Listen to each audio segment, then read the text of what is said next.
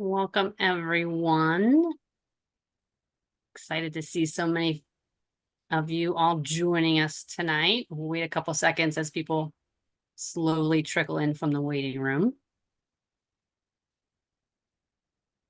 So excited. This is our first gallery talk of 2024. So happy New Year to everyone.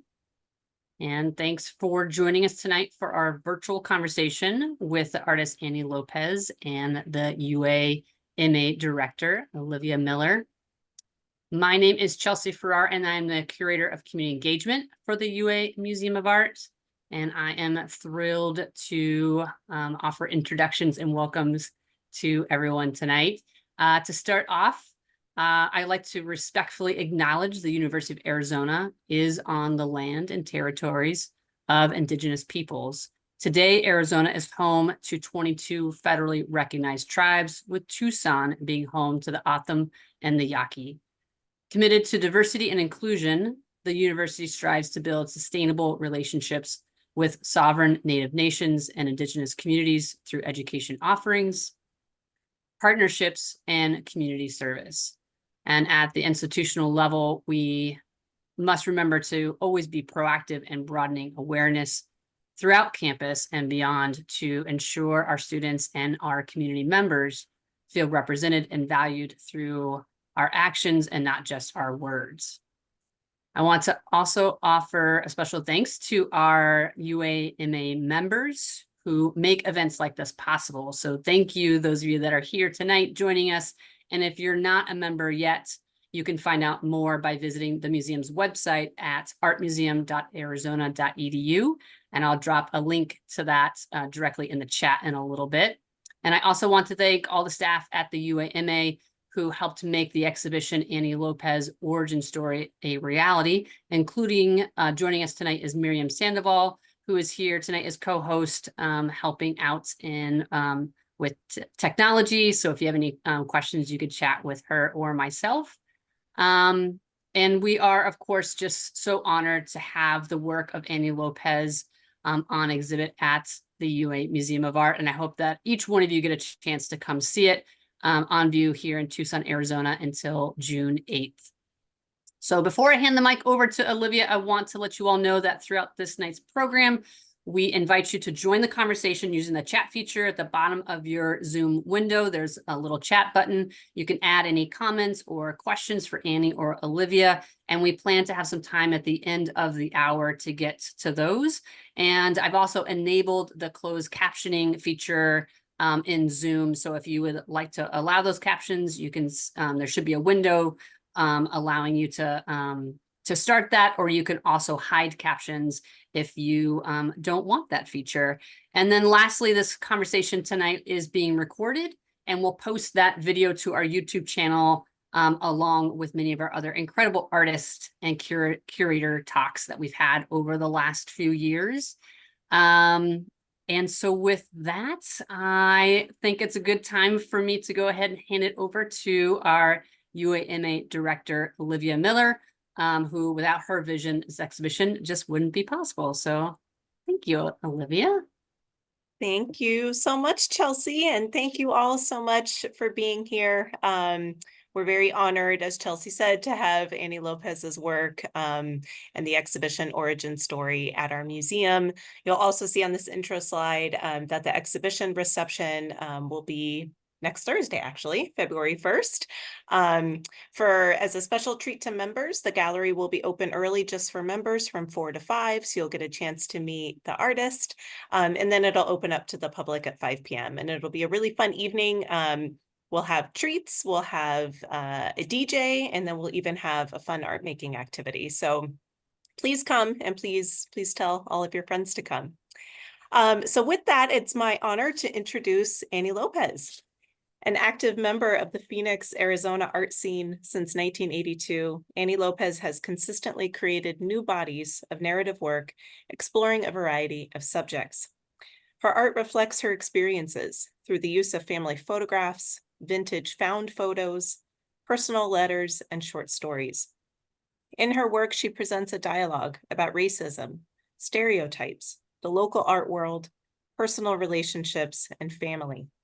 She is most known for her use of cyanotype, an archival photographic printing process.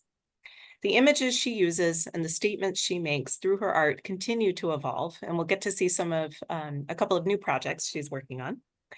Lopez engages the viewer with photographs, prints, storytelling, and dresses made of paper, which often make poignant statements with a sense of humor. She has exhibited her work in numerous venues across the nation, including the Smithsonian Institution, the National Museum of Mexican Art in Chicago, the Museum of Fine Arts in Santa Fe, the Shelburne Museum in Vermont, and the Worcester Art Museum in Massachusetts. She was the first Arizona artist selected to represent the state in the exhibition Paper Routes, Women to Watch 2020 at the National Museum of Women in the Arts in Washington, D.C. Her work is in the collection of the Phoenix Art Museum, the Weatherspoon Art Museum in Greensboro, Arizona State University Museum, the Tucson Museum of Art, the National Hispanic Cultural Center in Albuquerque, and the cities of Phoenix and Glendale, Arizona. For 17 years, Lopez was an artist member of the nationally recognized Chicano arts organization, Movimiento Artístico del Río Salado, or MARS, and we'll hear more about that this evening. She is a respected artist who has received a number of awards for her work, including a 2016 Governor's Arts Award and 2017 Mayor's Arts Award, and in May 2021 was honored with a congressional commendation. Lopez has a unique vision and presents an honest view of her world. And I'm so excited that you're all here to join us in this conversation. So welcome, Annie. Hi, thank you for having me. Yes, absolutely. So we're going to jump right into it. I'm going to kind of start from the beginning. Did you always want to be an artist? When I was growing up, when I was a kid, I didn't even know what being an artist meant. And what little I knew, it seemed to all be people who could draw or paint. And I can't draw. I can't even do stick figures. So I just didn't ever think that that was a possibility. But my dad could draw and my older brother could draw. And the Phoenix Art Museum used to have a student gallery in their basement. And my older brother, when he was in high school, was actually chosen to show a piece there with other students. And he got so much attention for doing that. I thought, me being a middle child in need of attention, I thought, that's what I need to do. I'm going to be an artist. I love that. That's so great. Well, you know, I hope this exhibition is bringing you attention. I know that's not your intent for this specific show, but I think there's something really really important about that. You know, this childhood need to feel you know, to have a talent and to be recognized for something special. And so it's really interesting how you found your way to an art practice, even though you didn't necessarily do it the traditional way through drawing. Right. So can you talk a little bit about how you actually started making art? So, you know, we kind of have the background of why you wanted to, but then the next steps. So where did you begin? Well, I've been doing photography since I was a kid. And that came from my family having one of those little box Kodak brownie cameras that you look down into and you click the shutter. But my mother would always move the camera when she took the picture, and they always came out awful. And so I was probably about 8 or 9 years old when I just took over the camera. I said, I'm going to do this. You know, I want to see what we've done. And so I've been taking pictures ever since then. And it was like, you know, my 8th grade graduation, I asked for, I got an Instamatic camera, and I had to earn, you know, that 126 film. So that's pretty much where it started. And, you know, just through the years, taking classes, taking photography classes, and people always saying things like, well, always being able to, during critiques, always being able to pick out my work and saying that it was so arty. And I still had no idea what that meant, but they could always, I guess I had an eye that they always recognized, you know, that they knew that was my work. And so that just kind of put that in my head, kind of sent me in that direction. Do you recall for that phase what subjects you were using in your photographs? Well, when I was a kid and stuff, it was always my dog, Oh, my of cat. course. You know, you start when you're a kid, you start out with things like that. When I got a little bit older, it's just like having a camera and wanting to take a picture is an easy way to get the boys to look at you, that sort of thing. I was raised to be shy, so I could never go up to somebody and say, "Hey, can I take your picture?" I would just never do that. But having a camera and like a sense of I got to get this assignment done, that helped me to be able to talk to people and to say, can I take your picture? Or it just helped me and along that line. That's great. I'm gonna just show a couple photographs to our attendees. So just to give everyone an understanding of what's in the exhibition, we'll talk through some of these pieces in detail. But origin story, we're featuring two bodies of work or portions of these bodies of work. And so we'll be talking about them in just a second, but I just wanted to give you kind of a perspective of what the gallery looks like at the moment, and hopefully everyone can come in person to see it. So in a general sense, before we get into kind of the specifics of the artworks in the show and also your background with Mars, I definitely want to talk about that. What are some of the general topics that you are drawn to and that you explore in your artwork? Pretty much family and family history. I use my own experiences, so it's all revolving around me. But my family has so much history that it started out being my father's mother died when he was 2 years old. When I got a little bit older, I found a photograph that I thought was me. It was actually her. And that just got me interested in looking for more family. He never knew where she was buried. He never, he didn't meet his dad until my dad was in his 40s. So I just started digging around looking for family history, and that just kind of sent me on that path. Later on, that's when I started putting in my own experiences and then using like current topics, mean things that people say, include politicians mostly, about brown people, and then applying them to my own family, my own experiences, and how my family has been in Arizona. I can take us back to 1871. That's way before Arizona became a state. And who knows if they were here probably earlier than that too. So it's like, this is my state. Don't be saying things like that. I'm going to do a piece about it. So, I use that, by finding all these old photographs and placing my family in Arizona history, a long time before it was a state. So that's my focus is really, the family history. Yeah, that's great. How do you go about exploring your family history? So obviously, it kind of started with conversations with your dad, Mm-hmm. but where do you find the ephemera? Is it in your family homes, or is this, did you have to go to archives, or kind of where are you finding your material?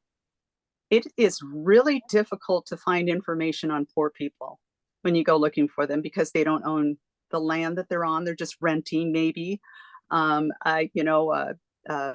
Babies aren't born in the hospital, they're born at home, and there may be a birth certificate that happens later on. But it usually came from just finding photographs or letters in my parents' home. And they were, my mother's was never known for, her organization or anything. They would be thrown into a box. And in fact, some of them, I just made some really good finds just in the last year. Just things tucked away, old photographs. And that's where we started from. They did have a couple of photo albums. Mm-hmm. And thankfully, before people have died, I've been able to ask questions like, who is this person? What are they to you? How are they related to me? And once I have like some names, then I can start looking up people. And then later on, they're kids, so I can trace them back a little bit. But it's really hard when you don't have, when people don't have a lot. They just don't, they really kind of don't exist in the world. You have to really look for them. Right, right. Yeah, one of the things we kind of talk about in terms of caring for a collection as an art museum is the importance of telling the story, so if any of you out there in the audience has a family photograph or an heirloom or something that is important, tell the story, write it down somewhere, because otherwise these objects then get separated from the families, and it's really hard to kind of reconstruct that. So Right. yeah, but it sounds like you had to do a lot of that on your own, but now it's all Yes. getting recorded in your work, which is really wonderful. Well, that's what I'm hoping. I'm hoping to leave my story for my granddaughters, so that they know that, especially to the women in the family, that they know these women that I came from and that they came from. I just want to, make sure they know the whole history, or as much Right. as I can dig up. Yeah, yeah, absolutely. So part of your story is this incredible Chicano arts gallery, Mars. I wonder if you could talk a little bit about not only your personal experience, but what it was and its significance to Phoenix and the Southwest and even kind of more at large. Yeah, Mars was a group that was founded in 1978, and it was put together because, well, we couldn't show our artwork in just anywhere, and um, that went on for a very long time. But Mars kind of like broke through and made everybody, be able to recognize the value of Chicano artwork. But it was a group that was founded by, a bunch of guys that just showed, their first show at, I think at the clubhouse in Encano Park, just starting from there. And then getting together, showing their work. And eventually they got this gallery where this photograph is from, which was a building actually owned by Valle del Sol. And that's when I joined in 82. And I just kind of I saw this little tiny paragraph in the newspaper that said, hey, this Chicano art group is looking for new artists, looking for members. And completely against anything that I would ever do in my life, I went to this meeting and I showed him my portfolio, which was just pretty commercial photographs, or pretty pictures kind of things. And that's what I was doing. I was doing photography at the time, still doing color and black and white photography. And it took them a couple of months, but they let me join. And but Mars was, it was just an amazing place. They had this gallery there. It was First Avenue and Buckeye, which is South Phoenix. And people who wouldn't normally venture down to the south side of Phoenix were coming to our openings. They were coming to our receptions. It was like they were showing us respect. They looked at our stuff. They got us into other shows. It just started, things happening for everybody in the group. It was just Mars was really what started the monthly art scene. We've got First Fridays here, and if Mars wasn't around, that would never have happened because we got all the people coming to us. And so it's just if without Mars, there's just the scene. We have a huge art scene here now. It wouldn't have been that way without Mars. That really started everything off. And yeah, I was just lucky that that they did accept me. What I did, I was very smart. I just shut up and listened to their advice, and they did guide me. What I learned with everything that the Mars artists were doing was completely opposite to what you might think. I mean, there were a couple of traditional artists in the group, just painters and what you'd expect in the colors and the subject. But there were a lot of other people who were just doing crazy stuff. That's where I learned, to just kind of let loose and do, say what I had to say, Without them, I never would have, had this voice. They without them, I never would have been doing performance art. I did a lot of performance art and also installations. I mean, we had this huge space that we could just like experiment. And that's, and that's what brought a lot of other artists in. We started like eventually just bringing in the local artists, because of that, until the 2000s, local artists had nowhere to show, honestly, and in Phoenix. And so it just, it just became kind of like this community group, always sticking with the Chicano art theme to begin with, but, just kind of expanding it out to other artists to, just kind of let them in the show. But this photograph right here, this from the newspaper, this one, the crazy women that were in the group, they wanted everybody weird and dressed up and stuff. But this was my very first exhibit, as an artist.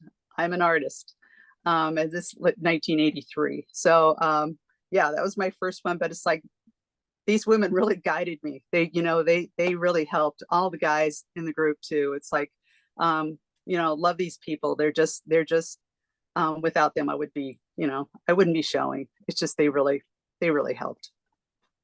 So if you were to compare, your entry portfolio that you showed them for admission, and then kind of make a portfolio after you were established there, in what ways did your art change through this experience? Well, it gave me a voice. I began to have a voice. Before, it was just maybe just an image of something. But later on, it became, if I had something to say, I'm going to say it in the artwork. That's what they taught me. It would have been, well, the subject matter went all over the place. But because a lot of people had trouble with Mars artists, because sometimes, it's like, and what I was told, I was that they taught me how to, apply for shows everywhere and send out slides back in the days of slides. And I'd get back rejection letters. And some of them would say that my work is not, it was too Chicano. And then the same week, I got a letter that said, your work is not Chicano enough. So, it's like, you can't win either way. But it would have been a completely opposite sort of thing. Because they would have been just beautiful landscape sort of things that I showed them. Hopefully I didn't show them my, the commercial photography, that I was doing at the time, weddings and stuff like that. I hope it was a little bit better than that. But it would be nothing like it was when I left. So let's take a look at a few of the works that are on view right now in the exhibition. So when you and I were talking about the show, you showed me a number of images from your storybook series. And so we decided, the walls would have that series, and then we would have 3 of your dresses, which we'll talk about in just a moment. But let's go, or storyteller series. Sorry, I think I said storybook. It's a storybook. It's actually storybook series. Oh, is it? Okay. Oh, well, Yeah. good. Then I got it right. Excellent. So we have a few images from that series. So first, before we get into the specifics of each one, can you talk in general about what this series is and kind of what you're doing in this body of work? Well, I've always enjoyed writing, and I always wanted to like write a book about my family, and when I was little, I taught myself to read from the Dick and Jane books, which, has a formula, the picture story.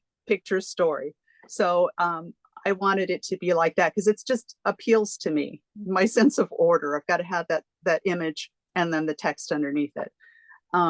And that's why I started that. But it's like, but I use it as a way to tell these individual little stories from my family history or my own experiences. And I do tell my story throughout every kind of artwork that I make, but this one's just a little bit different, because to me, it's like, it's a book to me. So that's why it looks like this.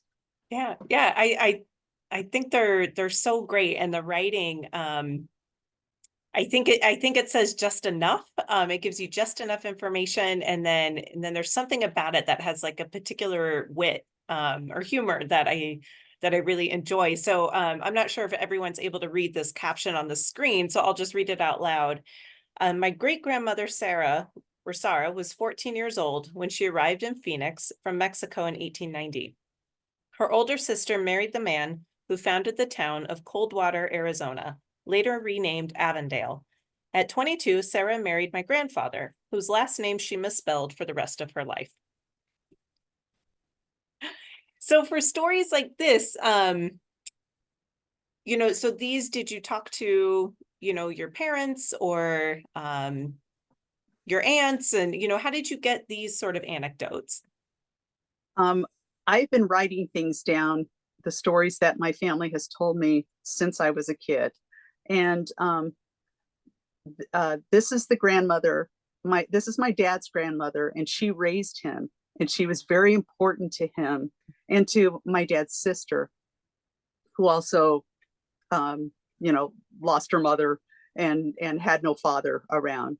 So so Nana Sara was very important to my dad, and I wanted to know more about her, and I couldn't find anything about her. And this is one of the photographs that I found in a box in a closet that my mother never put away right. I just found it, and it was just like, so happy I found it.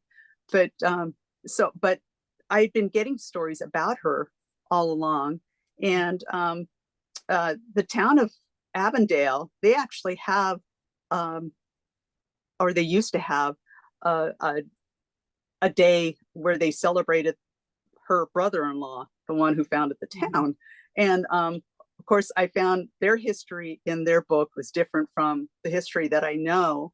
And, you know, it's like, you know, they get the history from people that just said, oh yeah, that was my neighbor and he did this and did that kind of thing. So, you know, so we know what the history is, and maybe someday I'll share it with them. But yeah, this is her. She and this photograph that I found was really important to me, because you look at it, you see how old it is, you see that it's from Phoenix. Yes. And then again, it's to me, it's just kind of like, what I'm constantly trying to do is educate people on how long we've been here, you know, in particular my family. But it's like, it shouldn't be unusual to see brown people in Phoenix, Arizona. We've been here all along, you know. And so again, that's why, you know, I was so happy to find this photograph with the name of the studio in it. And yeah, and finding how she wrote her last name, spelled it different from everybody else. But, you know, I don't know how educated she might have been, but that's how she spelled it, and it's fine with me. I'm just so happy to find it. Yeah, I mean, to be able to put a face to all the stories, it's been really special.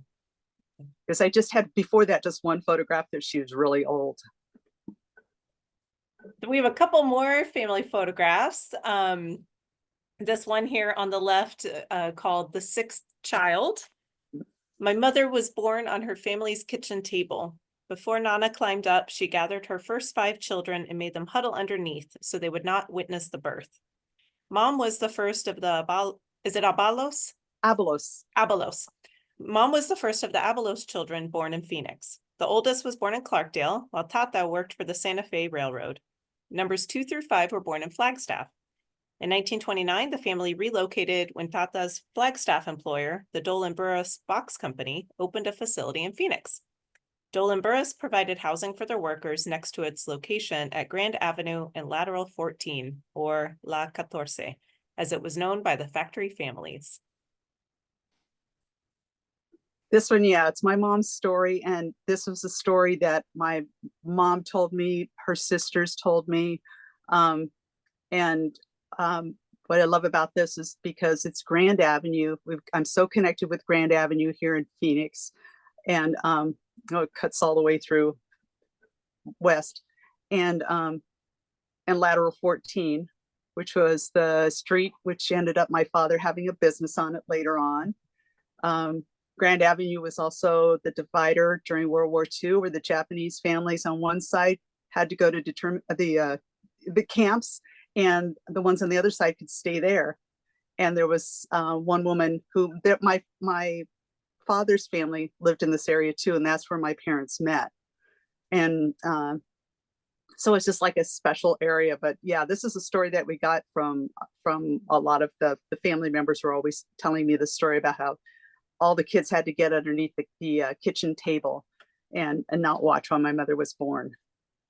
There were 10 kids altogether. Oh, wow. Yeah. And over here on the right, we have a picture of you, and the caption reads, "No other girl I knew in my elementary school got backyard haircuts with the same scissors used on the dog or wore their nana's hand-me-down blouses." So I know when I met with you previously, you had mentioned that, you know, a lot of your family stories kind of came with an element of shame.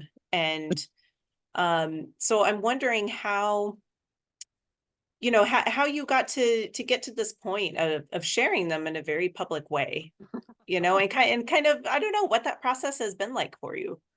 Well, I think it's natural for people to want to make fun of themselves before somebody does it to them, you know. That was my haircut forever. I had to have a haircut like that for some reason. I actually love that haircut. I think it's Oh, very thanks. My father always insisted that mine and my older sister's hair be short. We had to have our hair short. My younger sister could have long hair for some reason, but we had to have short hair. But yeah, that's just the way I was raised. To me, it's like that. You know, anything that happened in the past, and who cares anymore. I've always found that when I do share stories like this, I hear from other people, it's very relatable. Other people will tell me, yeah, they know what I'm talking about. And it may not be that they got their hair cut with the same scissors as the dog, but, you know, their hand-me-down clothes or, you know, things like that. You know, my mother telling me what she took one biscuit for lunch every day when she went to grade school, that she had one biscuit and my nana would split it open, put a couple of beans on it, and that's what she'd have for lunch. And the other kids who were not in the Mexican class would see that she had no food and would share with her. And I just think these kind of stories are just kind of cool. You know, they're just, you know, everybody has stories like that. So it's like, there's shame at the time maybe, but then after that, it's like, no, it's like other people went through this too.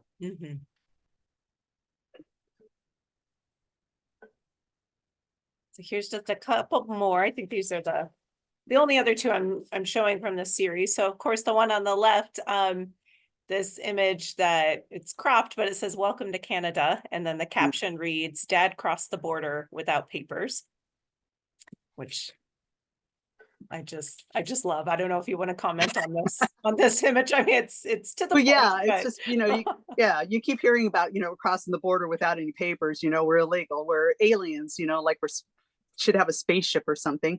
And you know, this is my dad. He went with his business partner, this guy who he had a, you know, a tow truck company with. He went to visit that man's parents or some sort of family members, but it just seemed perfect to me that here's my dad who, you know, he just went to his friend's home in Minnesota and then crossed the border into Canada, and he could do it without papers. It's like, it's okay on that side, you know, that you could do it that way. This was a long time ago, but it's like, yeah, it's okay on that side. So I just thought it was appropriate. And this image on the right, I know that writing's probably small for our audience at home. So this one's called Alien Inspector. Campbell, the person assigned to inspect aliens from Mexico and not outer space, noted the wrong age for my grandmother. She turned 17 a month later. My grandfather, Barbara's husband of 2 years, was given a new surname by the immigrant inspector. My grandparents came to Arizona to pick cotton in Tempe. Within months, they moved to Jerome, where my grandfather worked in the mines.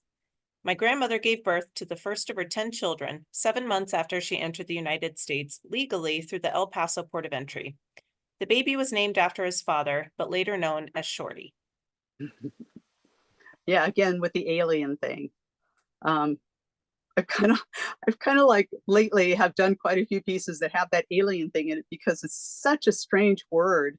And, you know, so like to me, I just always think of spaceships rather than, you know, people crossing the border because they want a better life. You know, it just doesn't make any sense. But yeah, that's my grandmother on there, the one grandmother that I knew. And I actually, with all my digging, found this image and of my grandfather, and none of the rest of the family had seen it before. So it was like a big discovery, and it's just so happy to find it. So it was a good one. That's great. Yeah.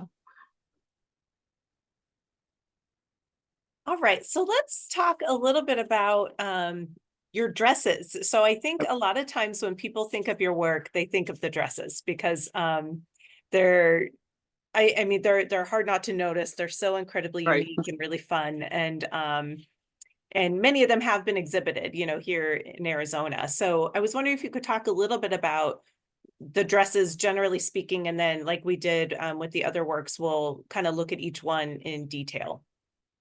Okay. Well, I was awarded a solo exhibition at the Phoenix Art Museum in that was set for early 2013, and I kind of had no idea what I was going to do, and I was just going through a lot of different things in my life, and sat down with the curator, and I just said, I'm going to sew my troubles into a dress, and she said, do it. It's like, okay. And I did. I've been sewing since I was a kid, back as long as I've been doing photography. And so sewing comes pretty natural to me. And then I've been doing cyanotype since the mid 80s. And I was looking for a workshop, you know, something to do in a workshop with kids.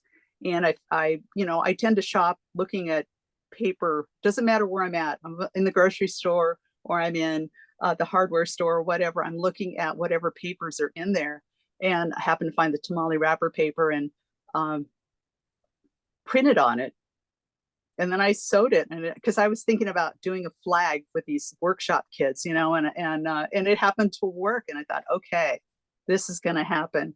And I just kept printing on things and just trying the patterns. It's not easy to you know, to make something out of paper that would normally be cloth, and it's very difficult. But it's like I love the way that they hold their form because the paper is stiff, and you know, and they kind of stand in for me for whatever story. Each dress has its own story. So there's a lot of them now, but there's, you know, they each have their own story. And it's just you know, they all the patterns that I use for the dresses, I do use patterns. And they're all secondhand. I left it completely to chance. That's what I said to myself. I'm just going to leave it completely to chance. And I do. And I still do that. I still, like, if I'm in a thrift store, estate sale, whatever. And then during a certain period of time, like maybe I think that the oldest pattern would maybe be from the 40s and just through the 70s, because after that clothes got really ugly. But I like these styles that I've used, and there is a reason for the design, also a reason for choosing that particular pattern to go with that story, to go with that image. And most of them are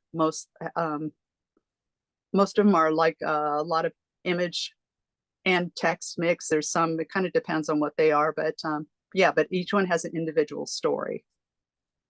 Wonderful. Well, that's a good segue into looking at the dresses individually. So this one is Memorial. Mhm. Yeah. Yeah. So if you could talk a little bit about this one. This one came, it was created for a Dia de los Muertos show. And I'm glad that I did that. It's so they're all images. It's filled with images of relatives and very close friends who have died. And yeah, it was the first time that I'd used like photographs as opposed to a lot of text and just commercial images kind of thing. But on this dress, you'll see, yeah, you'll just see there's my dad in there, my sister, there's, you know, my grandmother. You can see my Nana Sada in there. And it's, you know, it was just created as for that reason, to memorialize those people who in my life who passed on. Yeah, it's really beautiful. And I love the way you kind of organize them into these very clear registers, you know, it creates sort of a pattern across the dress. Yeah, again, that's my sense of order that I have to have. So, yeah. And then we have this one, Eat Your Mexican Food. And this one, when I saw you over the summer, it was in process. So it was Right. very exciting to unwrap it when it came here. And yeah, and I love to see how it's sitting too. It's like because of the shape of the paper and yeah, it's kind of cool.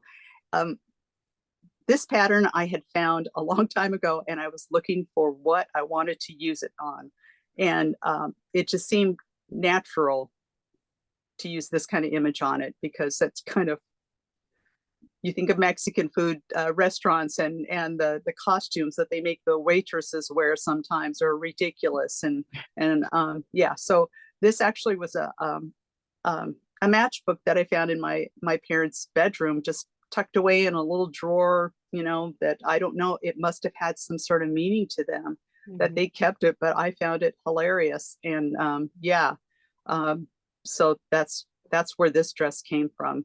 But I just loved how, when I, you know, that pattern of tiered, you know, layers on the skirt just was meant for a dress like this, was meant for a subject like this. yeah, it's great. And I love how you alternated you know, the blue, kind of the positive and negative space. Yeah, negative, yeah, cyanotype. That's what I'm trying to say. So it really emphasizes the ruffles on the dress. It's really great. And for those of you in the audience, if you can't read the text, it says Mexican food. You'll enjoy it. That's what's written on it.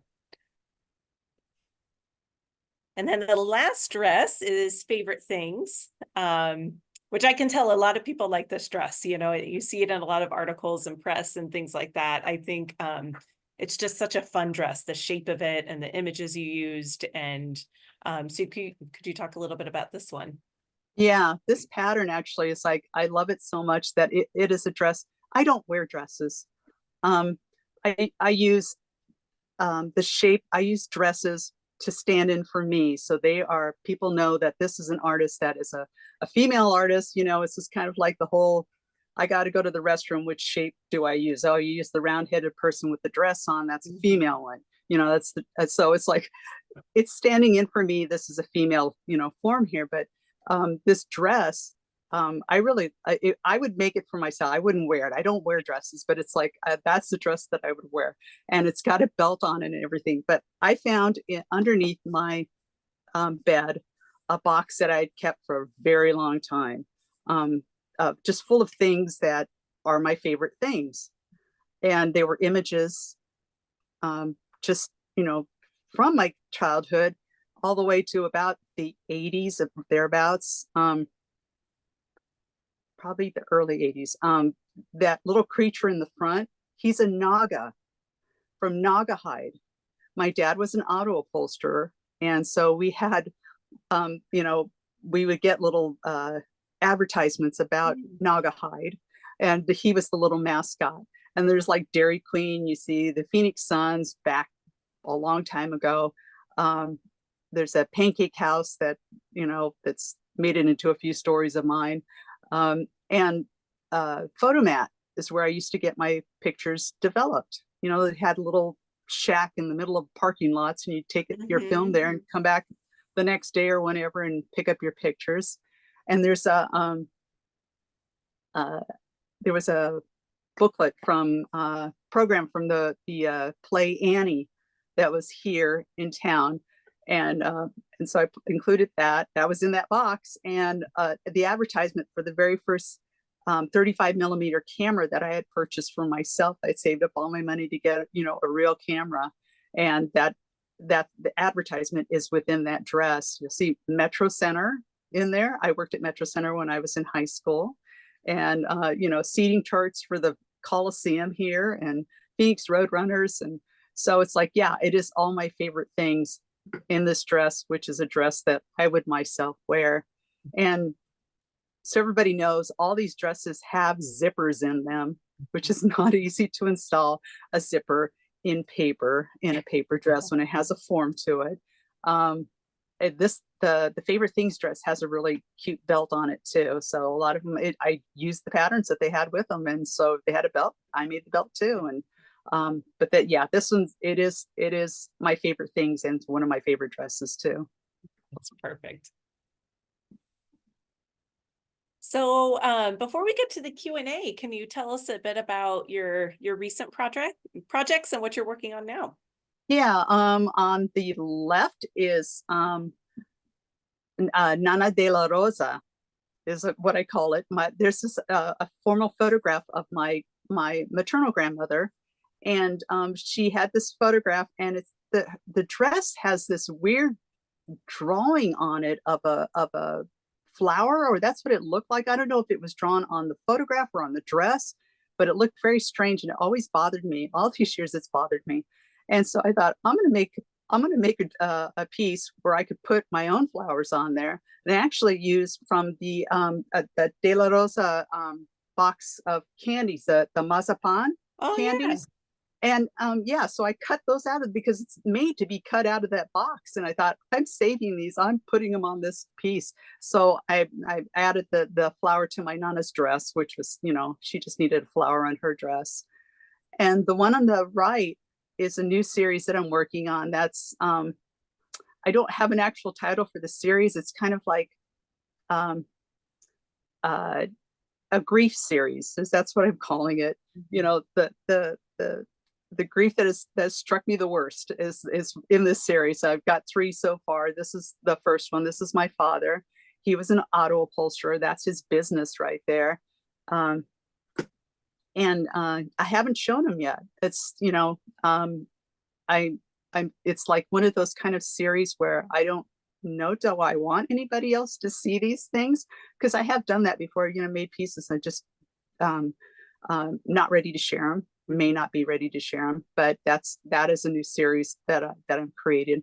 With my Nana over here, it's like I'm heading in the Nana direction right now, wanting to make other pieces that great grandmothers and that sort of thing. So that's what's coming up too. Well, thank you so much for sharing. Sure. I think it's really special for all of us to be able to see what you're working on, especially something so personal that, and you're still in kind of the beginning stages, not knowing fully where it's going to take you. So thank you for that. Sure. So I'd like to open it up to our audience. Those of you in the audience, please feel free to use the chat feature and type in a question if you have a question for Annie.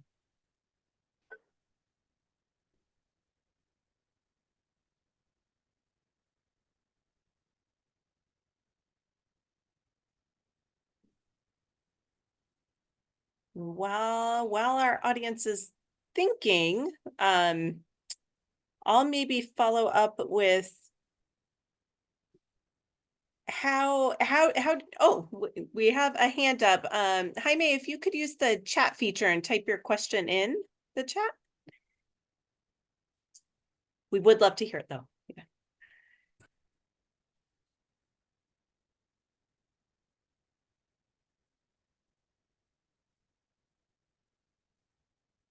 Okay, we have okay, perfect.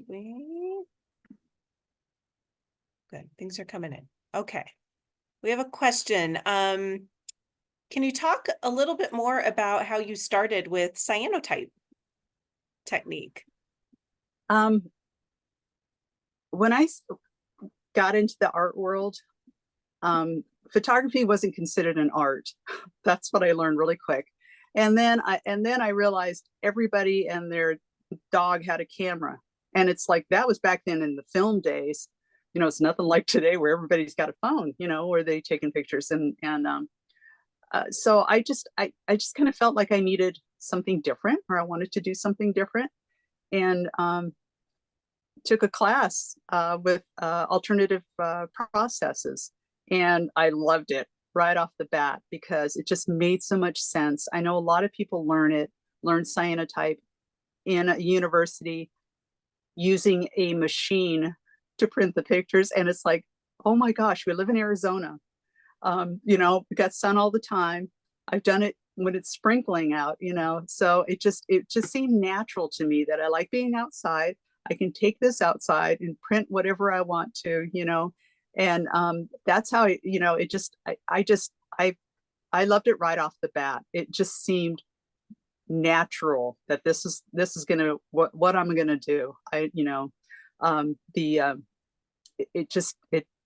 We've got the sun. I can do it all the time rather than being in a dark room. I don't like being in dark rooms, so that's why. And it sticks to so many things. You just have to find whatever paper you need or whatever you want to and experiment. And that's what I like doing. And that's why I always encourage other people to do that too, to experiment with what you're doing, and you never know what you're going to come up with. I think it, just aesthetically speaking, it lends itself really well to the types of objects that you're working with, the kind of ephemera and old photographs and things like Right. that, because you're able to give this kind of ghostly quality to it, or experiment a bit with how it'll blend, and like even in the series on, or the image on the right, the way the photograph around the cars has kind of blurred, it's like a Right. nice effect that. Right. And this is a historic process, and people used to print their own photographs like this. And, and I have also, you can tone it to make it brown. You could, do other things with it. So it's a fun process. Wonderful. Are there any other questions for Annie? We have a couple of people who say they love seeing the photos of Mars. Oh, yay. Seeing all the memories from artist colleagues. Yeah, whenever I get to see the Mars people, it just makes me so happy, because they're like my family. They're like my chosen family. Like it or not, I am their sister. So it's, they're my family. I just, they're the ones that started everything off for me. They're the ones that taught me to just loosen up and, go with it. Just make stuff and play and to experiment and to have a voice.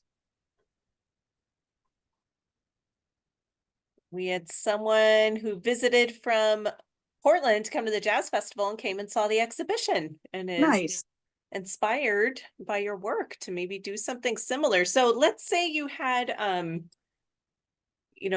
hope we have, actually we have a question here in the chat real quick. I'll start with that one first. What's your favorite photograph or item you've ever printed? Oh man. That's difficult, because whatever I'm doing at the time is my favorite, and I've done everything, my whole family, and now going into I've got granddaughters, and I've got to start doing one of the newest ones. So it's just whatever I'm working on at the time, or whatever series I'm working on at the time, is my favorite. I love seeing my dad there. I love seeing my Nana over here, and whoever I have, it's just kind of like makes me feel a little bit closer to them, that I get to tell their story. It just kind of excites me to be able to share them with everybody else. That might, your answer might connect. You might have more to say, but there was another question that came in that's related. What inspired you to do cyanotypes of your grandmother? The person asking is an artist who says, I happen to also do cyanotypes of my grandmother. Yay. No, that's exciting. I love that. Yeah, it's just to be able to do it. I just, because I haven't had my grandmother since I was in high school. This one here is the only one that I've known. And then just, and then using the other ones, the grandmother, the great grandmother, it's, it's just like I'm getting to know them. Mm-hmm. And by printing this of my Nana, it's just like, I knew her, but again, I was raised to be shy, so I never would have gone up and asked her questions about her family or anything like that. So I use this as a way to kind of get to know them better, and to share them, with everybody else. All right. Are there any other questions? Let's see. A few more. One person commented, the cyanotype images on the dresses remind me of Wedgwood pottery. That's really interesting. Oh, wow. Thank you. And then We have a couple more. What's your process for taking delicate photographs and being able to print them? I scan them.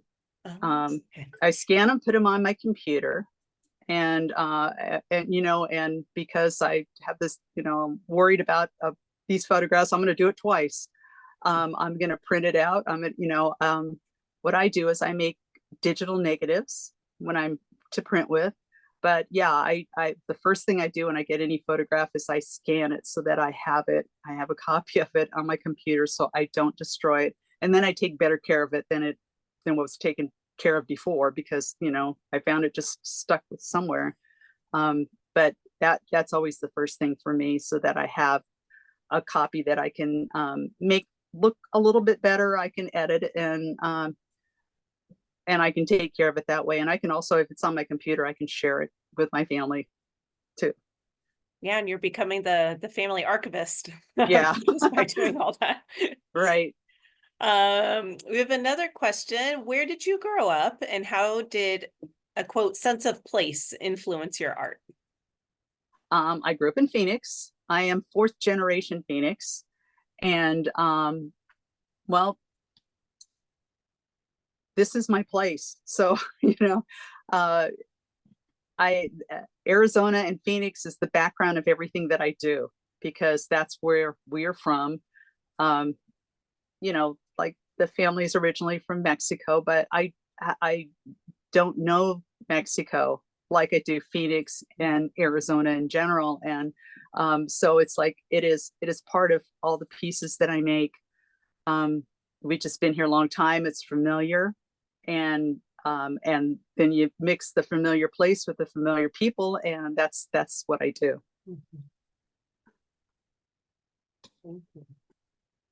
So we have a couple minutes left. We got one more question. What motivates you to create your art?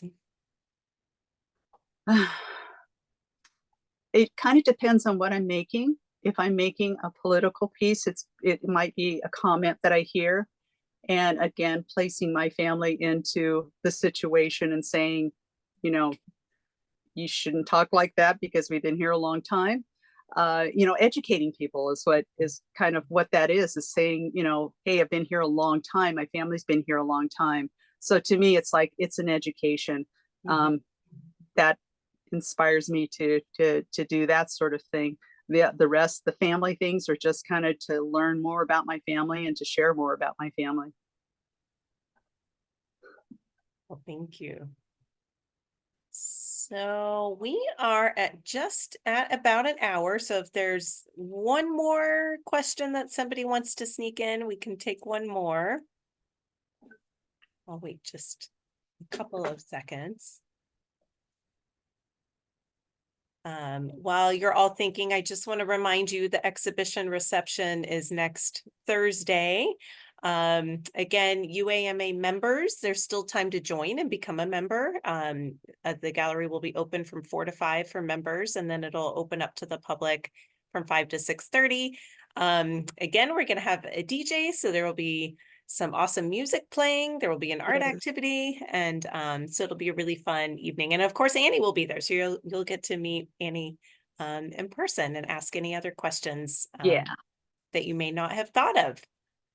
So with that, Annie, I want to thank you so much for your time and for sharing your work this evening. And thank you to everyone in the audience for taking the time to be here. And I hope to see you all next week at the opening. Thank you, Olivia. I really appreciate it. And thank you to the staff. You guys have been great. Hope to see everybody at the opening. Right. Bye. Thank you. Bye.